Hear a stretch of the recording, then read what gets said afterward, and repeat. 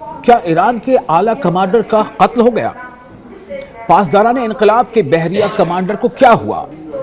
बहरिया commander rear admiral Ali Reza तंगसीरी को लेकर क्या है दावा? तंगसीरी के कत्ल की अफवाह की क्या है हकीकत? जंग से पहले की जंग में ईरान की बरतरी साबित। दोस्तों, मैं हूं आपका मेजबान विशाल आजम।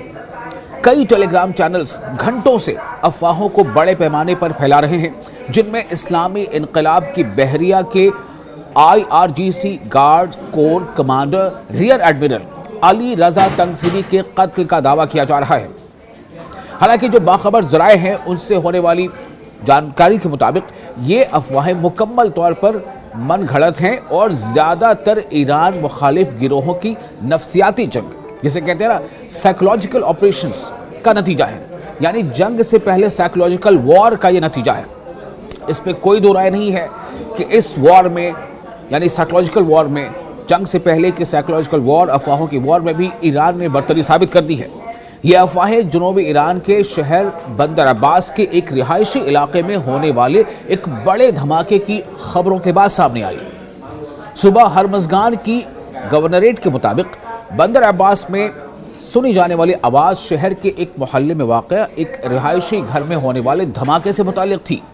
ये रिहायशी घर था और जो जानकारी आ रही है उसके मुताबिक इस रिहायशी घर में होने वाले धमाके के ताल्लुक से ही इस तरह की खबरें जो है वो चर्चा में आ गई। आपको ये बता रहे हैं कि ये जो आवाज़ हुई है, ये धमाके की आवाज़ थी, वो आलिम बिलवोड पर वाक़ एक 8 मंजिला इमारत में होने वाले धमाके से पैदा हुई। धमाके के नतीजे में इमारत की 2 मंजिलें तबाह हो गई, जबकि कई गाड़ियों और एक दुकान को भी नुकसान पहुंचा। कई अफराद के बारे में खबर है कि वो ज़ख्मी हुए हैं, इस पर कोई शक नहीं है। इत्तलात ये भी हैं, ताहम मुमकिना हलाकतों की तादाद के बारे में ताहाल कोई ठोस मालूमात दस्तयाब नहीं है और हंगामी इमदादी खदमात इस वक्त मुतासरा अफराद को इमदाद फराहम कर रही हैं।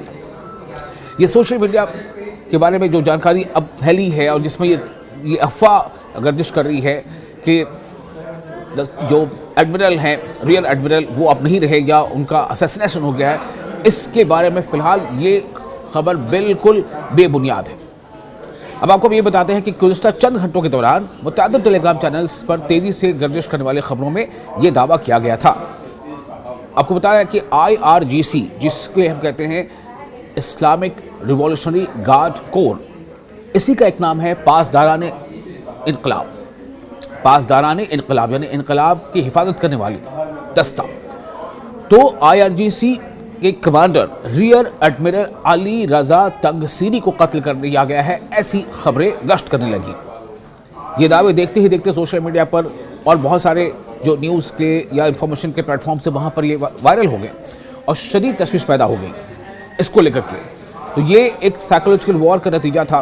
तहम जो खबर हैं जिन पर हम एतबार कर सकते हैं, यानी बाखबर और मोतबर ज़राए जो हैं, उनसे जो मालूमात हासिल हुई हैं उसके मुताबिक ये मुकम्मल तौर पर बेबुनियाद और मनगढ़ंत साबित हुई है। और साथ ही ये बता दें कि दरअसल ईरान मुखालिफ जितने भी गिरोह वहाँ पर अभी सरगर्म हैं, चाहे वो किसी भी सूरत बदामनी पैदा करके या अफवाह झूठी खबरें फैला करके, वो चाहते हैं कि ईरानी आवाम के जहन को, जो वहाँ की हुकूमत है, जो वहाँ की आला क़यादत है, उससे मुनहरिफ कर दिया जाए। उनके ख़िलाफ़ ईरानी अवाम में एक गुस्सा भड़का दिया जाए, ईरानी अवाम में कहीं ना कहीं एक डर खौफ का माहौल पैदा कर दिया जाए। लेकिन इन तमाम कोशिशों में ऐसी क़ुव्वतें नाकाम साबित हो रही हैं। आपको ये बता दें कि इनका मकसद है कि अवाम में खौफ पैदा करना, इंतशार फैलाना। ये अफवाहें जनूबी ईरान के अहम बंदरगाही शहर बंदर अब्बास में एक बड़े धमाके के बाद सामने आई थी, जैसे मैंने आपको पहले बताया।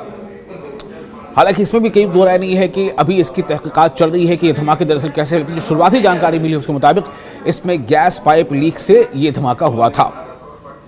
सुबह हरमज़ान की गवर्नरेट ने भी वजाहत की है कि बंदर अब्बास में, यानी जो शहर बंदर अब्बास है, उसमें सुनी जाने वाली ज़ोरदार आवाज़ किसी फौजी या सिक्योरिटी वाक़े का नतीजा नहीं थी, बल्कि ये एक रिहायशी इमारत में होने वाले धमाके की आवाज़ थी।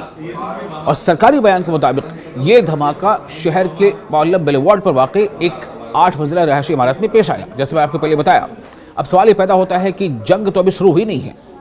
ईरान के ख़िलाफ़ भले ही अमेरिका ने चौतरफा ईरान को घेरने की कोशिश की है, लेकिन सबसे बड़ी बात यह है कि ईरान का हौसला, और ईरान कहने का मतलब न सिर्फ ईरान की हुकूमत, न सिर्फ ईरान की फौज बल्कि पूरे ईरानी कौम, जिसमें ईरान की अवाम भी शामिल है, उसके हौसले चट्टान के सामने मानिंद हैं। और यही वजह है कि अमेरिका एक नहीं 10 बार इस बात पर गौर कर रहा है कि उसने अपने फौजियों को इकट्ठा तो कर लिया है, लेकिन इसके आगे वो क्या करे। और अब ये बात ढिकर चुपी नहीं है, बल्कि ये दरपर्दा बात भी नहीं है कि अब एक साथ ईरान को बहुत सारे सतहों से चाइना और रशिया की मदद मिल रही है। इन सब के बीच जो वॉर से पहले वॉर, यानी जो साइकोलॉजिकल वॉर का जो फेज़ होता है, उसमें कहीं ना कहीं इस तरह की अफवाह फैला करके और कौम को एक डर और खौफ के साए में रखने की कोशिश थी, जिन्हें फिलहाल नाकाम कर दिया गया है।